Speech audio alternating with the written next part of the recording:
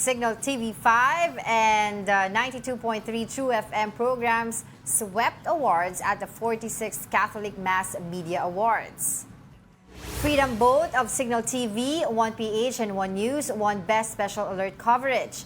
Julius and Tintin para sa Pamilyang Pilipino snatched the Best Talk Show Award, while Kiddie Explorer was recognized as the Best Children and Youth Program.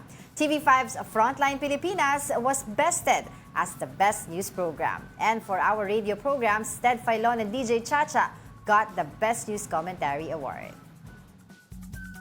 Congratulations! Sa mga award. Baka naman, Papu. Ang lagay ba eh.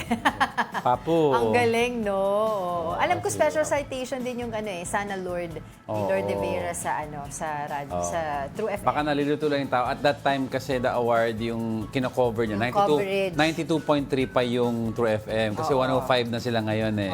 Oo, kasi bakit daw 92.3? Pero yes, yung part na yun kasi. So congratulations sa lahat po na nanalo. Signal TV, TV5, 92.3. The Kapatid Network. Yes.